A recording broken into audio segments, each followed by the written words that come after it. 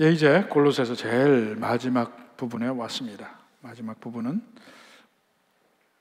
인사하는 부분이거든요. 그 인사를 할 때 사실 이 부분을 통해서 바울의 여러 마음을 함께 알 수 있습니다. 그리고 우리가 새롭게 알 수 있는 몇 가지 부분을 먼저 이야기를 하면 15절에 보니까 라오디게아에 있는 형제들과 눈바와 그 여자의 집에 있는 교회 문안하라 그랬습니다. 이 골로새는 그 당시 아시아 지방, 지금으로서는 소아시아라고 하지만 그 아시아 지방, 그러니까 터키의 서남부,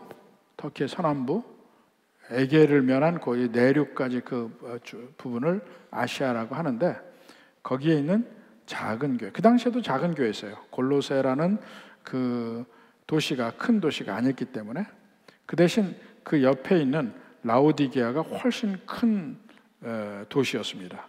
그리고 이 정치적으로 그 유명한 그 히에라폴리스라는 그 데가 있고 이 세 군데가 거의 같이 서로 보고 있다고 보면 됩니다. 서로의 간격이 한 몇 킬로 정도 떨어져 있는 정도였어요.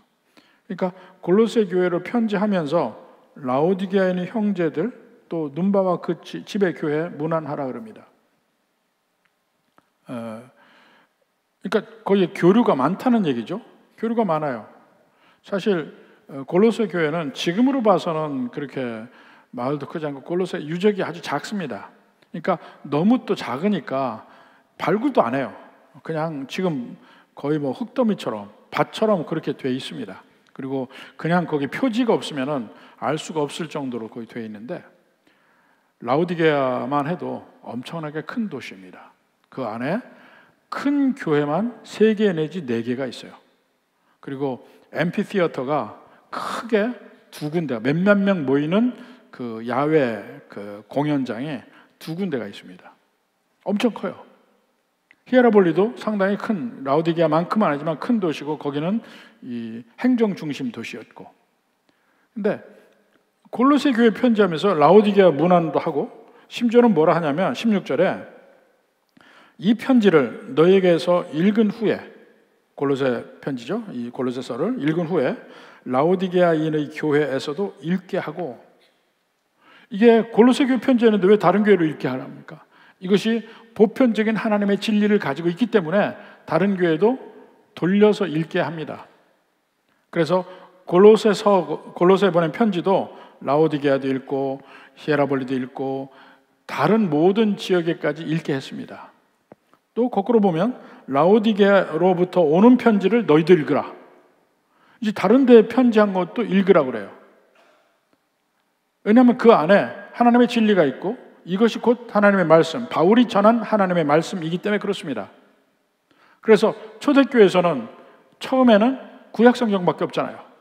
구약성경밖에 없는 가운데서 제일 먼저 마가복음이 쓰여집니다.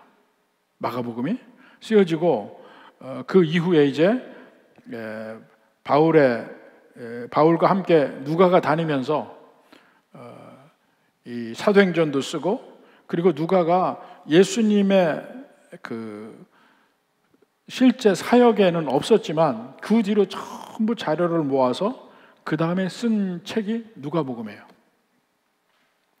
그리고 바울이 사도행전을 보면 1차, 2차, 3차 전도여행, 심지어는 4차까지도 예견되는 그런 그 전도여행을 했는데 1차 전도여행을 갈라디아 지방, 지금은 터키 남부 지방을 여행을 하고 그 다음에 그 지방에 편지한 것이 갈라디아서. 그리고 나서 이제 2차 전도여행을 또 떠납니다. 그 2차 전도여행을 하면서 쓴 책들이 이제 데살로니가 전후서, 고린도 전후서 이런 책들이 나옵니다.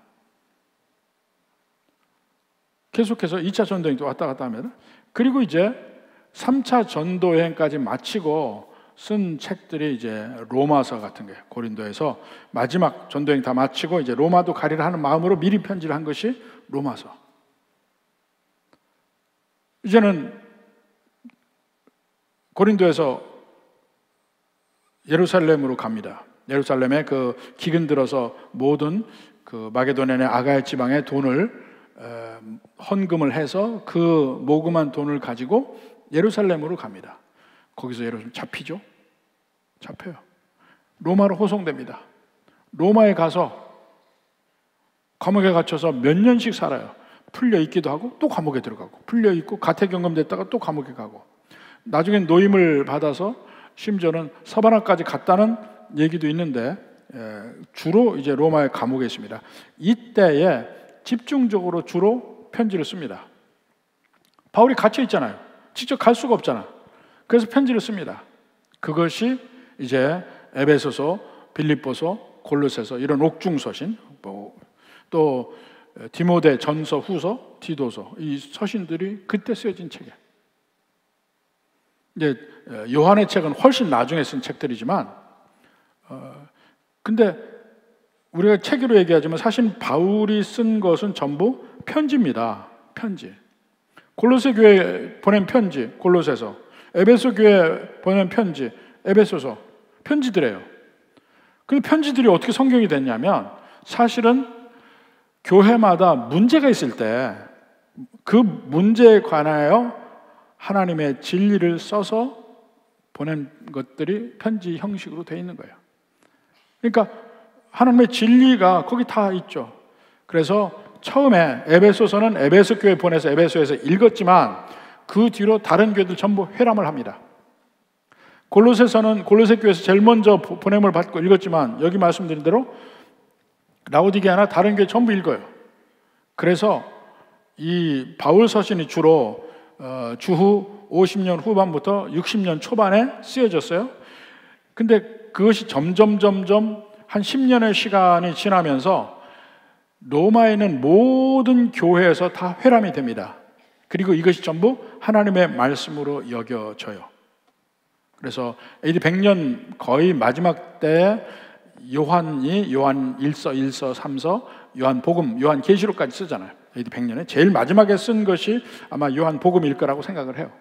근데 그렇게 해서 쓰여지고 나서 다른 또 은혜로운 책들도 많잖아. 서신도 많고 여러 책들을 같이 모았는데 그 중에서 탁월하게 지금 성경에 나오는 이 서신 또 복음서, 편지들 이런 것들이 하나님의 말씀이라는 것이 인정돼요. 완전히 다른 그냥 우리가 개인적으로 보낸 편지하고 다른 위치로 지위로 인정이 돼서 이것이 하나님이 주신 성경이다 하고 인정을 하기 쉽니다.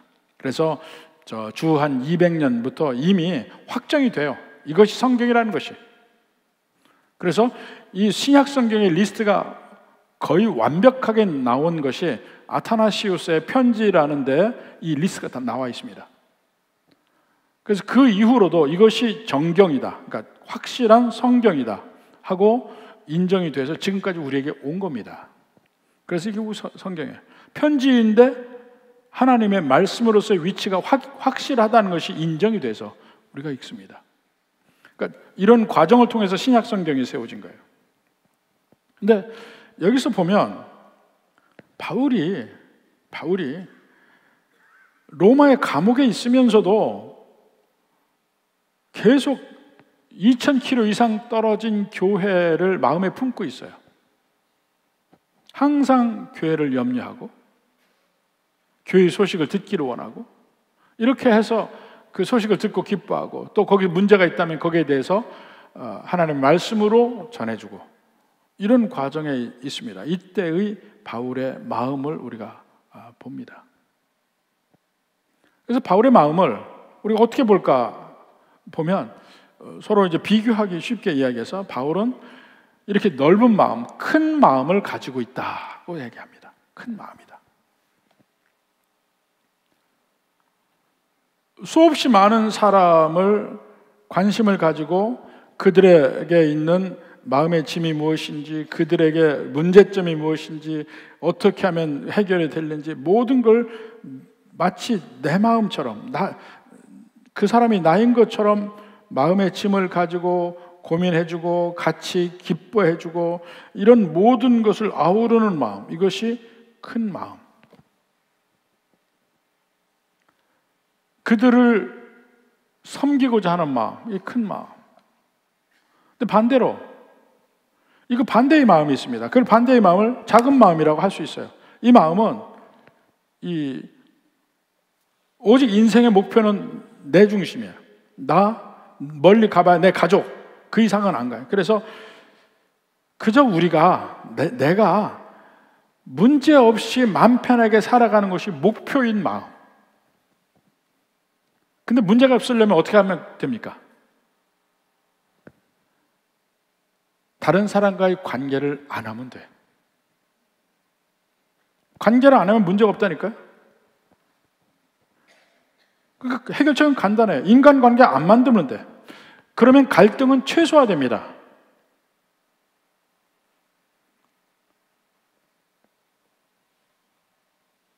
불교에서 하는 얘기가 뭐예요? 석가모니가 뭘 가르칩니까?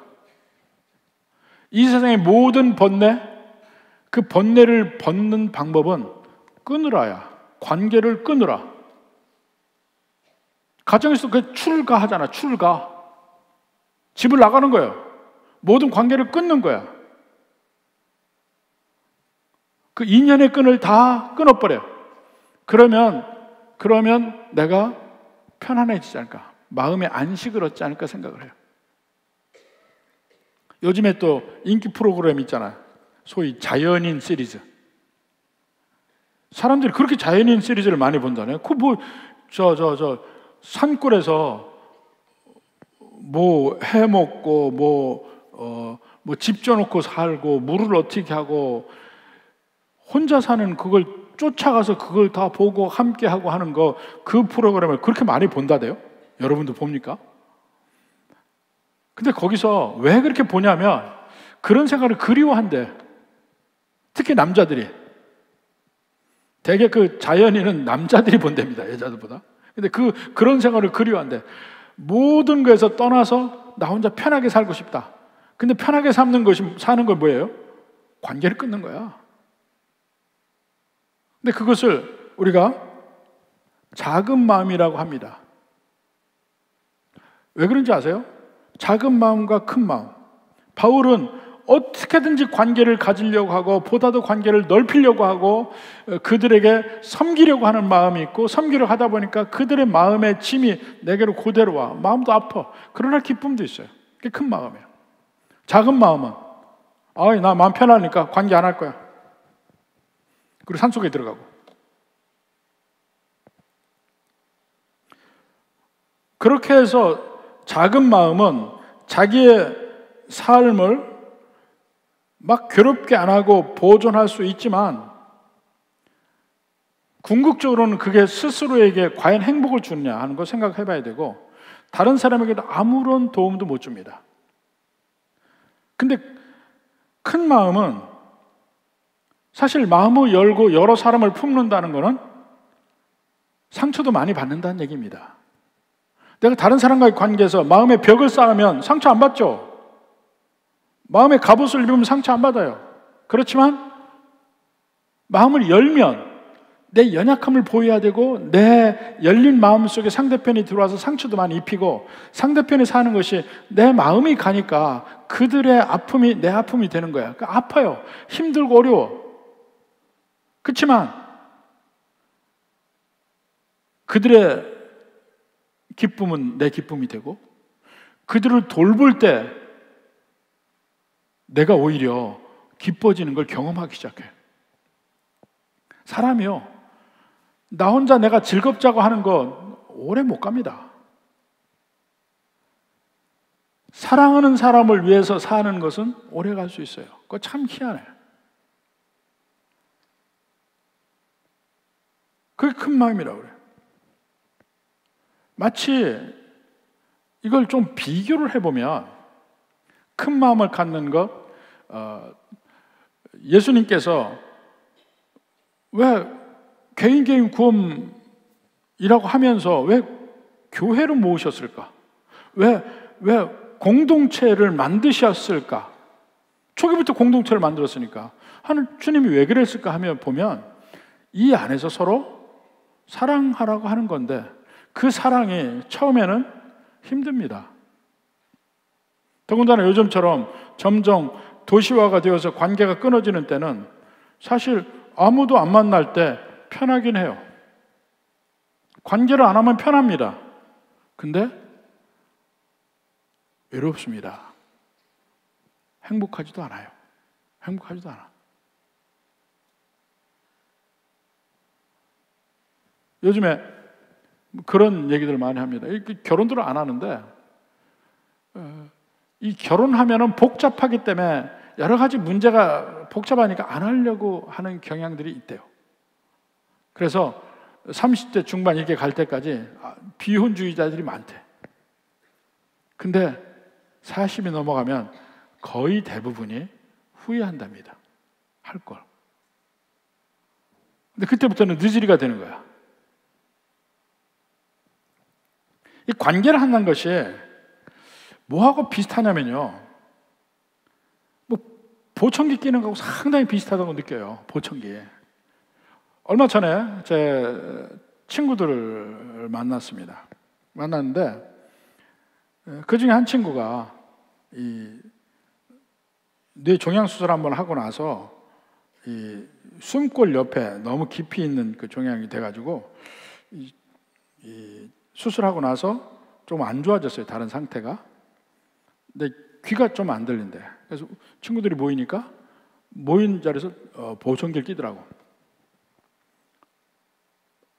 들으려고 보청기를 껴요.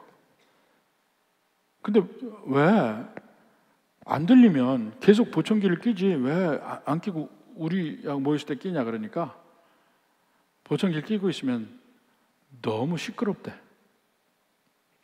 그러니까 듣고 싶지 않은 것까지 들린다는 거예요. 이게 뭐냐면요. 우리는 이제 기본적으로 들리는 소리가 있잖아요. 그러면 그 중에 잡소리 같은 거는 우리가 그냥 제쳐놔. 듣고 싶은 게 제대로 들려요. 근데 소리가 안 들리는 사람은 모든 게 조용해지는 거야. 조용해지다가 갑자기 소리를 증폭해서 딱 듣게 되면 내가 듣고 싶은 소리도 들릴 뿐더러 듣고 싶지 않은 소리까지 증폭해서 다 들리는 거야. 그러니까 조용하다가 갑자기 들리니까 그것까지 너무 시끄러운 거야.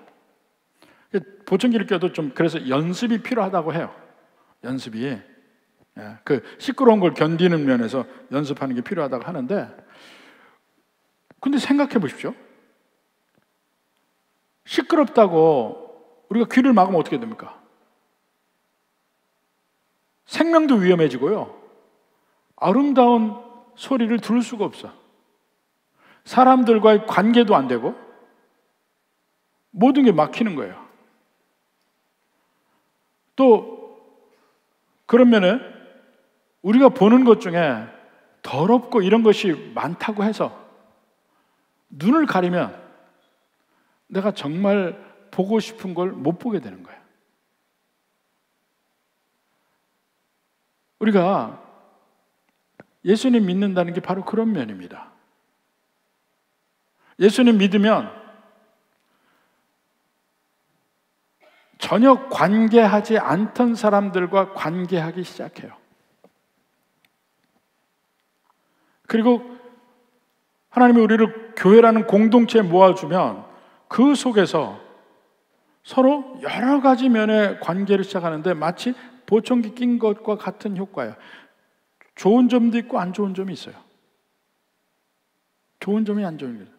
그거 어떻게 하실 거예요? 바울을 보면 바울은 예수님 믿고 그는 자기 안에 있는 주님의 사랑을 한도 끝도 없이 확장을 시킵니다. 엄청나게 큰 마음을 가져요. 그는 지금 로마에서 감옥에 갇혔거나 가택연금을 당한 상태예요. 로마를 떠날 수가 없는 상태야. 더군다나 그는 발에 체인을 차고 있어요. 움직이기도 쉽지 않은 상태야. 방에서 마음대로 나갈 수 없는 그런 상태임에도 불구하고 그 마음은 멀리 1000km, 2000km를 날아가서 로마 각 지역에 있는 수많은 교회를 그 마음에 품고 살아요. 이게 큰 마음이야. 골로새 교회를 보니까 사단이 들어와서 잘못된 씨앗을 뿌렸어요. 영지주의를 시해.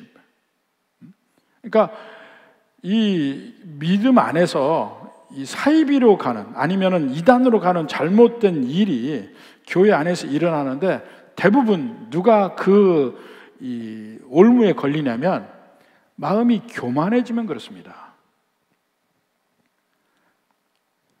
우리가 믿는 믿음은 너무나 단순해요. 예수님 믿으면 구원받는 일이야.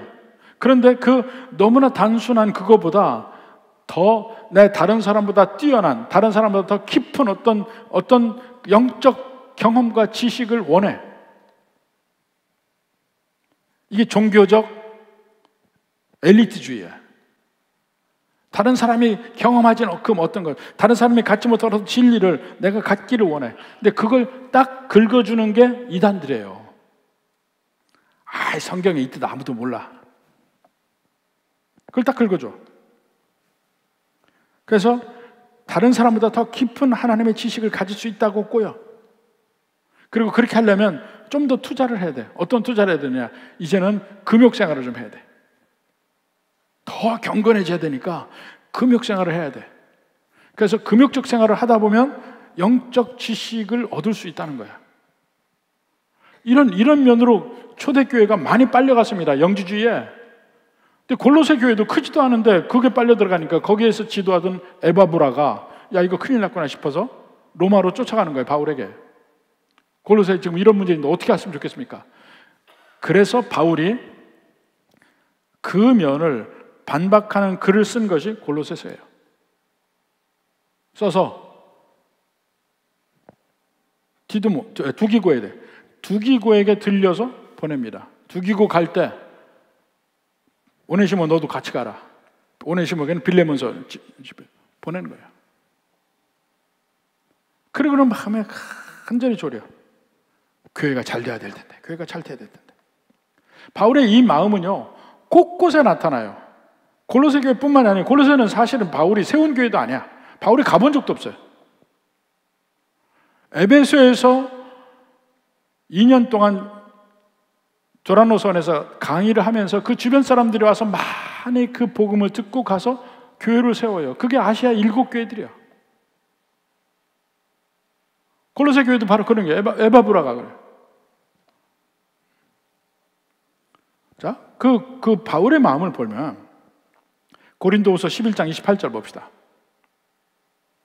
이 외 일은 고사하고 아직도 날마다 내 속에 눌리는 일이 있으니.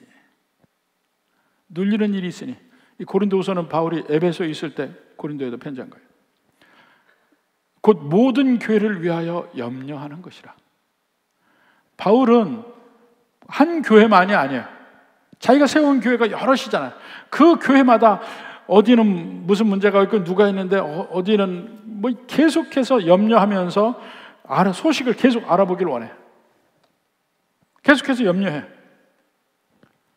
29절에 누가 약하면 내가 약하지 아니하며 누가 실족하게 되면 내가 애타지 아니하더냐. 교회 전체적인 면도 염려하지만 한 사람 한 사람 내가 알고 있는 그 성도들의 그 약하게 되고 넘어지게 되고 뭐 이런 걸 애타고 있어요. 바울이. 그 마음이 큰 마음이라는 거야. 또 갈라디아서 4장 11절에 보면 내가 너희를 위하여 수고한 것이 헛될까 두려하느라 노심초사 복음을 전했는데 그 복음이 변질되거나 또 떠나거나 이럴까 봐 노심초사한다니까. 무엇보다도 바울이 2차 전도여행 때 마게도냐 지방에 와서 데살로니가 교회를 세웁니다. 3주 새 안식일을 있으면서 거기에서 복음을 계속 3일만 전한 게 아니죠. 주중에도 계속 복음을 증거하면서 있다가 결국은 유대인들이 그들을 공격해서 떠날 수밖에 없잖아요.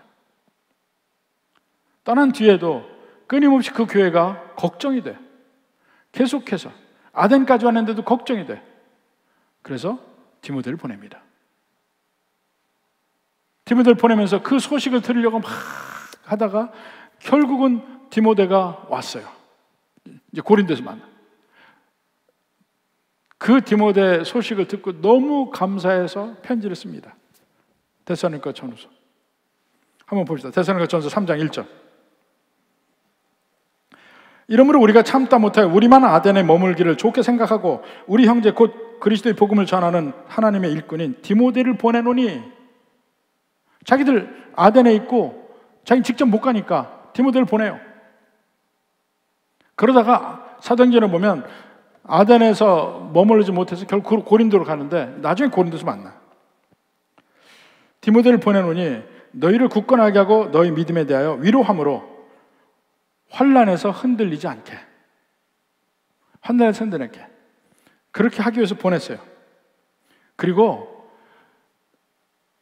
이미 그들과 함께 있을 때 사설에 보면 환난이 있을 거라고 미리 말했는데 진짜 환난이 있어. 근데 그때 그들이 흔들리지 않게 디모데를 보낸 거예요. 근데 디모데가 와서 소식을 전하기 전까지는 정말 마음을 노심초사 졸이고 있는 거예요. 5절에 봐요. 5절. 그러므로 나도 참다 못하여 너의 믿음을 알기 위하여 그를 보내었노니. 노심초사하는 거야. 그들이 넘어질까 봐 환난해서. 그런데 6절에 봐요. 디모데가 드디어 왔어. 고린도까지. 디모데가 너에게로 와서 너의 믿음과 사랑의 기쁜 소식을 우리에게 전했다. 너무 기쁜 거야. 너무 기쁜 거야. 7절에 보니까 궁핍과 환난 가운데 너희 믿음을 말미암아 너희에게 위로를 받았노라. 그 소식을 듣고 위로를 받은 거예요. 바울이. 아니, 데살로니가 성도들이 바울하고 무슨 관계예요? 아무런 관계 없어요. 그들의 생사와 바울의 생사가 무슨 관계냐고. 아무 관계 없어요. 단지 그들을 사랑하는 거야. 그들을 사랑하는 거야. 그래서 그들이 서나 안 서나 그냥 노심초사하고 간절히 그들 궁금해하고, 그러다가 그들이 제대로 쓴다니까 마음이 놓이는 거야. 심지어는 뭐라 하는 줄 아세요? 8절에 그러므로 너희가 주 안에 굳게 선즉 우리가 이제는 살리라. 드디어 살 것 같아. 이제 너희가 믿음으로 쓰는 거 보니까 내가 이제 살 것 같아. 그거 보기 전까지는 궁금한데 애가 타는 거야. 거의 죽을 것처럼 애가 타. 그러다가 드디어 살 것 같아. 여러분, 이 마음을 사랑하는 사람에게 마음을 다해서 전도할 때 생기는 마음이에요. 이건 바울만 갖는 마음이 아닙니다. 모든 정말 영혼을 구원하기 위해서 열정을 다해서 전도하고 그들을 주님 앞에서 세우려고 그렇게 일하는 사람들은 이 마음이 들어요. 이 마음이 무슨 마음인지 알아. 예? 내가 전도한 그 사람들이 제대로 쓰는 것이 내 마음이 살 것 같다는 거야. 여러분은 어떻습니까? 저는 우리 교육자들에도 이야기합니다. 물론 여러 프로그램을 하고 이것 하고 저것 하고 이렇게 하지만 하는 가운데 언제나 밑바닥에 깔려 있는 것은 어떻게 하면 성도들을 세울 것인가, 이것을 고민하라는 거야. 그래서 모든 소위 프로그램이나 이런 것의 성패는 그 밑에 그 영혼들을 사랑하는 마음이 있느냐에 따라 달려 있어요. 성패가. 그냥 프로그램식으로 딱 운영하고 나면 그냥 잘 끝나지, 아무 문제 없이. 그런데 거기에는 영혼이 살아남이 있냐는 거야. 이게 필요한 거예요. 그리고 그것을 위해서, 그 영혼을 위해서 정말 간절한 마음으로 그들이 잘 서기를 바라는 마음이 있으면 힘들어요. 또 내가 전도하는 그 사람, 내가 돌보는 그 사람들이 내 마음 같지 않거든. 내 뜻대로 안 해요. 제가 모든 목사님들에게 이야기해요. 교회가 이렇게 성장했으면 좋겠다. 그 스케줄대로 성장하는 교회는 하나도 없다니까. 언제나 답답해. 좀 이렇게 가르쳤으면 이렇게 변했으면 좋겠는데 안 변해요. 안 변해. 항상 늦어요, 속도가. 내가 기대한 바보다는 속도가 늦어. 늦으면 그래도 낫게. 항상 내가 체크해봐야 돼. 죽었는지 살았는지. 도대체 그놈의 영혼이 안 움직이니까. 한번 해봐야 돼. 이 살았나?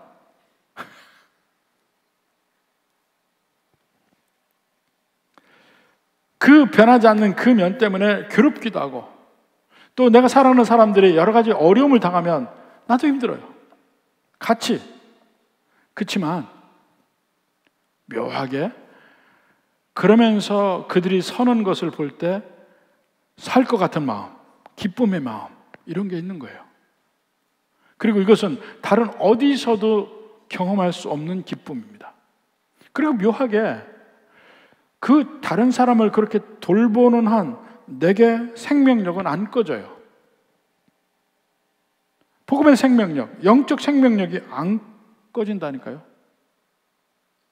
여러분, 그냥 내가 돌보는 다른 사람이 없이 나는 내 신앙생활을 잘하면 된다 하고 교회만 왔다 갔다 해보세요. 쉽게 넘어져요. 첫째, 쉽게 넘어져요. 조금만 뭐가 있으면 턱 넘어져. 일단 문제 생기면 어떡합니까? 교회부터 안 와. 제일 연약한 신앙이니까요. 딱 문제 생기면 교회부터 안 와. 아무리 문제가 있어도 교회를 와야 해결될 가능성이 있는데 교회부터 안 와. 그러니까 해결이 돼요? 더 안 되지. 그리고 또 어려움이 생기면 내가 교회 안에서 하던 일도 그냥 놔버려. 안 보이면 해결되는 것 같죠? 아니요. 해결 안 돼요. 해결된 게 아니야. 진정 그걸 뚫는 부활의 경험을 해야 되는데 그렇지 못하는 거예요. 꼭 마치 뭐 하냐면 더러운 거 봤어? 아이, 눈 감자. 뭐 소리, 시끄러운 소리 들었어? 안 좋은 소리 들었어? 귀 막자. 그거하고 똑같아요. 아니, 더러운 거 봤다고 눈을 감으면 어떻게 해요? 시끄러운 소리 들었다고 귀를 막으면 어떡합니까? 생명과 관계되는 일이에요. 눈을 뜨는 일, 귀를 여는 일. 이게 꼭 제가 보면은 보청기 낀 거하고 너무 비슷하다니까. 보청기 끼면 처음에 복잡해요. 시끄러워. 그래서 보청기를 안 끼면 소리를 못 듣는 거야. 소리를.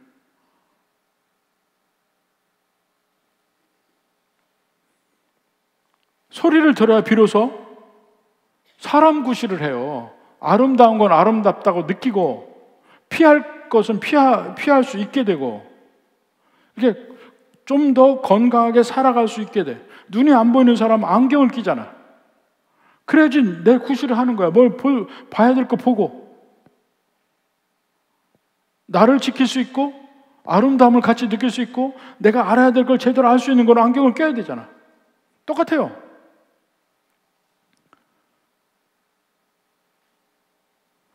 골로새 교회가 그런 어려움이 있을 때 그걸 극복하는 방법은 예수님을 다시 아는 것밖에 없다. 그게 바울이 골로새 교회에 얘기한 거야. 예수님이 누군지 아느냐? 지금 영지주의 때문에 완전히 예수님에 대해서 왜곡되어 있어요. 바로 봐라. 안경을 끼라. 보청기를 껴라. 이 얘기야. 예수님은 물론 태초부터 계신 분이야. 이 만물보다 가장 먼저 존재하시는 분이야. 하나님이란 얘기예요. 근데 그 하나님이 이 세상을 창조한 창조주야. 영지주의는 이 두 가지를 같이 섞어서 죽었다 깨어나도 얘기를 못 하거든. 물질과 영적 존재가 만나는 거는 있을 수가 없어요. 근데 참신인 예수님이 이 세상, 이 물질을 창조하신 분이고 그뿐더러 현재의 모든 삶을 지금처럼 있게 유지하는 분이야. 서스테이너라고 그래요. 제가 그 전에 얘기했죠. 오늘따라도 볼펜이 없네. 창조는 땅에 있는 펜을 여기까지 들어 올리는 거하고 똑같아요. 근데 많은 사람들이 신이 세상을 창조하고 끝났다고 그래요. 근데 끝난 게 아니라니까요. 창조가 끝나면 어떻게 됩니까? 다시 놓으면 볼펜은 다시 떨어져요. 근데 계속해서 볼펜을 들고 있어야 이게 유지가 되는 거예요. 이 세상 만물도요, 하나님의 창조의 힘으로 지금도 계속해서 유지하고 있으니까 태양이 거기에 있고 지구가 거기에 있고 계속해서 유지가 되는 거예요. 창조의 힘과 똑같은 힘을 지금도 이 세상에 주어서 유지하는 겁니다. 그래서 만물은 그분 때문에 존재하는 것이고, 그리고 그분을, 주님을 위해서 존재하는 것이다. 이게 지금 골로새서 2장에 쭉 얘기하는 겁니다. 이걸 생각하면 영지주의가 들어올 틈이 있냐고요. 그러니까 우리가 다른 모든 문제가 생길 때 다시 예수님께 돌아가라는 거예요. 그럼 돌아가게 되면 어떻게 됩니까? 주님의 충만함이 있을 때 이제는 내가 살아가야 되는 길에 참된 지혜를 이렇게 알 수가 있어요. 아, 내가 이렇게 살아가야 되는구나. 근데 그것이 세상의 지혜와는 좀 달라요. 미련해 보여. 미련해 보여. 세상처럼 사는 게 더 나은 삶일 것 같아. 원수를 사랑하라? 악을 악으로 대하지 말라? 어이구, 요새 이란하고 이스라엘 보면 너 쳤어? 나도 친다. 네가 치니까 나도 친다. 계속 이거야. 그 세상의 법칙이에요. 근데 예수님은 원수를 사랑하라. 아니, 그거는 우리 손해보는 것 같은데. 지혜가 없는 것 같아. 근데 어리석은 삶 한번 얘기해 볼까요? 어떤 친구가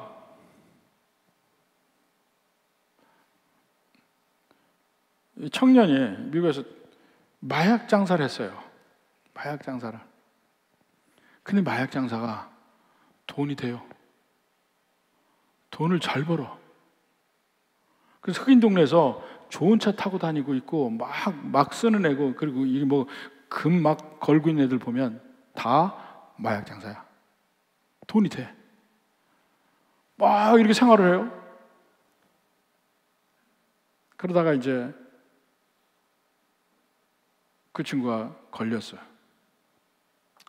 우리 교회 집사님 아들이었어요. 감옥에 갔다 나와서 있는데 또 그걸 하려고 그래요. 그래서 왜 그거 하냐. 그러니까 그 친구 하는 말이, 이건 하면 하루에 한 방에 돈을 번다는 거야. 쉽게. 근데 일을 하려고 보니까 일당이 5만 원, 6만 원. 이게 약 한 번 밟으면 끝나는데, 실컷 하루 종일 일했는데 5만 원, 6만 원. 어느 세월에 돈을 보내는 거야. 이건 안 되겠대. 다시 그걸 가야 되겠대. 그래 설득을 했습니다. 결국 갔어요. 한번 생각해 보세요. 그들은 바로 눈앞에 마약 팔면 금방 돈이 몇만 원, 몇십만 원가 휙 와. 너무 쉽게. 근데 그냥 직장 다니고 일하는 거 보면 하루 종일 힘들게 일하면서 내가 한 번 약 파는 거하고 똑같은 돈, 그 푼돈 벌고서 산단 말입니다. 그게 그렇게 해서는 내가 이 생활이 안 돼. 근데 장담하고 얘기하는데 10년 뒤에 보면 마약 팔던 친구가 10년 뒤에 살면 어땠을까요? 하루 5만 원, 6만 원 꼬박꼬박해서 직장 다니는 사람은 나중에 어떻게 됐을까요? 직장 다니는 사람이 삶이 훨씬 낫다니까. 세상의 지혜 가지고는 안 돼요. 소매치기도 마찬가지. 소매치기 한 번 하면 하루에 세월 좋을 때는 100만 원씩 200만 원씩 수입이 돼. 편하게 벌어. 근데 손을 씻으면 이제 안 와야 되겠다. 감옥 한번 갔다 오면 그 생각이 들어요. 이제 하지 말아야 되겠다 하는 생각이 드는데 막상 직장 가서 일을 해서 일당 6만 원, 7만 원 받고 나면 생각이 달라진다니까. 이렇게 힘든 이렇게 해서 언제 내가 돈을 벌까? 장담해요. 10년 뒤에 이 생활이 훨씬 낫다니까. 제가 대학 때 우린 아르바이트 그때는 다른 것도 없어서 가정교사밖에 안 했어요. 가정교사를 하는데 가정교사 수입이 상당히 괜찮았어요. 그 당시에 월급보다 2배 내지 3배가 많았어요. 수입이, 한 달 수입이. 괜찮았어요. 그러니까 졸업할 때 번민이 생겨. 졸업을 하잖아요. 그럼 이제 과외를 안 하고 이제 직장을 다녀야 되잖아. 회사를. 근데 아주 그때 좋은 회사를 다녀도 내 수입이 대학 때 가정교사 하는 것보다 절반 이하로 깎여. 고민해요. 그렇지만 장래를 생각해서 많은 학생들이 이 과외를 제치고 직장을 가죠.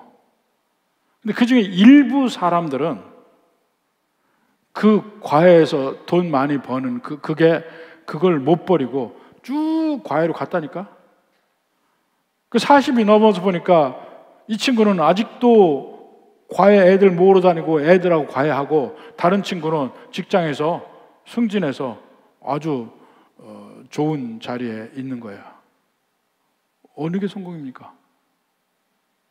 당장 눈앞에 그것만 가지고 이게 더 좋은 길이라고 생각하는 어리석은 길.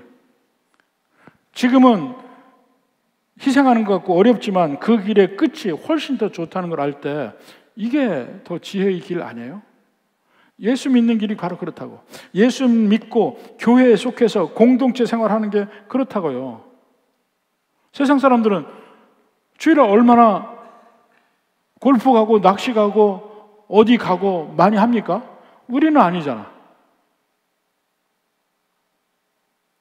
어느 분은 그러대요. 나 평생 주일학교 일해서 도대체 어디 놀러 가본 적이 없다고. 복된 인생입니다. 네. 훨씬 남는 인생 살았습니다. 모르죠, 다른 사람. 우리 삶에 어느 게 지혜 있는지 생각해봐요. 하나님은 우리를 공동체라는 그 교회에 모이게 해서 헌신하게 해요. 근데 교회 안에서 헌신하는 사람이 있고 안 그런 사람이 있어요. 근데 헌신하는 사람 보면 주일날 일을 하죠. 일에 치이죠. 고민도 많아. 항상 머릿속에 교회 일 가지고 고민해야 돼. 근데 그 인생이 또 복된 인생이라니까. 더 주님의 은혜 안에서 기쁨도 넘치고 사람도 더 성숙해지고 모든 사람에게 인정받고 사랑받는 존재로 바뀌어 있어요.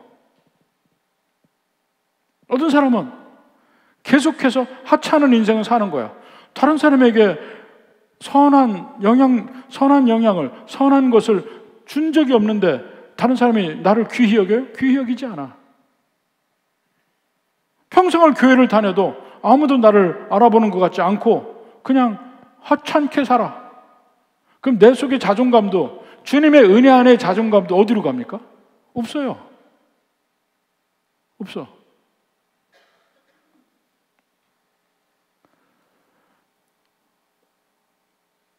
주님 앞에 헌신하는 삶이 대단히 내 것을 드린 것 같지만 아니요.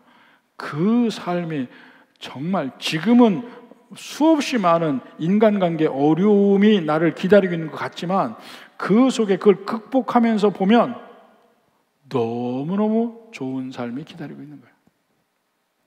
제가 등산을 좋아하니까 이 헌신하는 삶이 등산하고 너무 비슷해요. 아세요? 등산을 하게 되면 처음에 오르막이에요. 그러면 막 땀 흘리고 힘들어서 올라가면서 내가 이 길을 왜 왔을까 하고 고민합니다. 올라가면서. 근데 딱 거의 정상에 딱 올라가고 나면 그 다음부터는 사방이 트이기 시작하면서 우와 너무 좋아. 너무 좋아. 그 다음부터 이제 능선길 가는 거야. 그 길은 내가 등산하지 않으면 경험할 수 없는 멋진 길을 가요. 근데 그때 걷게 되면 내가 처음에 등산할 때 힘들었던 거 다 잊어버려요. 더 이상 잊지 않아. 그렇지만 이 세상 등산 안 하는 사람이 전혀 느낄 수 없는, 말할 수 없는 기쁨과 평안함과 이런 것을 산 위에 능선길을 타면서 경험해요. 예수 믿는 게 똑같아요. 처음 예수님 믿을 때 전혀 내가 관계하지 않았던 관계 속에서 고민해야 돼. 저 모르는 사람과 만나서 서로 맞춰야 돼. 힘들어요. 근데 그게 나를 키우는 거야. 관계 속에서 나를 키워가는 거야. 점점 다양한 사람을 내가 대할 줄도 알게 되고 성숙해지고 리더도 되고 다른 사람에 대해서 계속 내가 고민할 때 그게 결국 사랑이거든. 사랑을 나누는 방법도 알게 되고 천국이 내 삶 속에 들어오는 겁니다. 주님은 우리에게 그러한 삶을 살라고 해요. 예수님 믿고 마치 천국 가기 대기한 사람, 그 대기실에서 기다리는 사람처럼 뭐 예배는 해야 된다니까 빨리 갔다가 빨리 돌아가고 그저 일주일은 그냥 내가 하고 싶은 대로 살고 그렇게 평생 살아봐야 주님 안에서 성장하고 주님이 주시는 모든 기쁨을 누리고 이게 못 느껴요. 그리고 환난이 임한다. 쉽게 넘어진다니까. 언제 넘어질지 몰라요. 그런 인생 살지 마시고 진하게 살아, 진하게. 근데 진한 삶 속에 괴로움도 있지만 바울이 괴로움 능히 감당하잖아. 왜냐하면 그렇게 살 때 정말 보람이 있고 내 삶이 뭔지를 알고 목표도 명확한 삶을 사니까 바울이 괴로움 많이 당하죠. 근데 세상에서 제일 행복한 사람이야. 수없이 많은 사람이고 가장 많은 유익도 주고 마지막에 개런티도 최고로 받고 부디 이러한 인생을 사는 진정한 그리스도인이 되기를 주님의 이름으로 축원합니다.